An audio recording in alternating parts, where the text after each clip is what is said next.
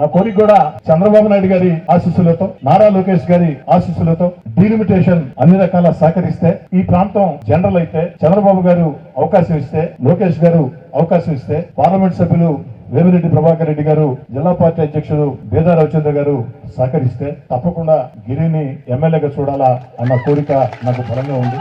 దాని తలంతరం అనేది ఖచ్చితంగా నాకు కోరిక బలంగా ఉంది.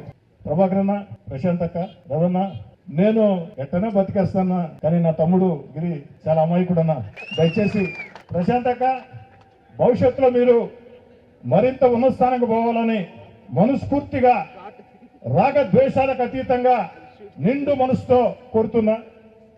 బేదా రవిచంద్ర గారు, విపిఆర్ అన్న, మీరు కూడా ఉన్నత శిఖరాలు చేరాలని కోరుకుంటున్నా.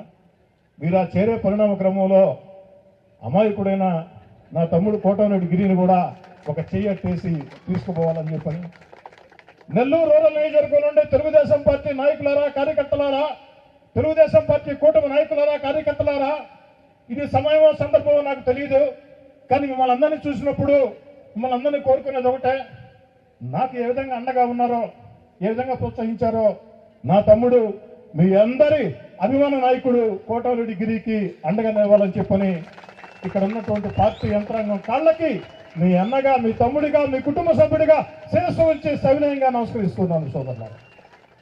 అమ్మా, నాకంటే కూడా నా తమ్ముడు కష్టజీవమ్మా. నేను పొట్టేపాలెం పిచ్చి కావాలా అడగటమే నాకు తెలుసు, దాన్ని ఎలా తేవాలా, ఎవరితో మాట్లాడాలా గిరికి తెలుసు. కాబట్టి దీనిలో పాత్ర కూడా దండిగా ఉంది. అందుకే నేను మా వాళ్ళందరూ కూడా చెప్తూ ఉంటా, ఎవరు విమర్శించినా తిరిగి విమర్శించవాకండి. నెల్లూరు రూరల్లో విమర్శలు ప్రతి విమర్శలు ఉండవు, విమర్శించం. రాజకీయ వేధింపులు సాధింపులు ఉండవు. నెల్లూరు రూరల్ నియోజకవర్గంలో రాజకీయ వేధింపులు సాధింపులు కక్షాదింపులు ఉండవు. ఎవరిని విమర్శించం, విమర్శల సమాధానం కూడా ఉండదు. కానీ సమాధానం ఏంటంటే మాటల రూపంలో ఉంటుంది.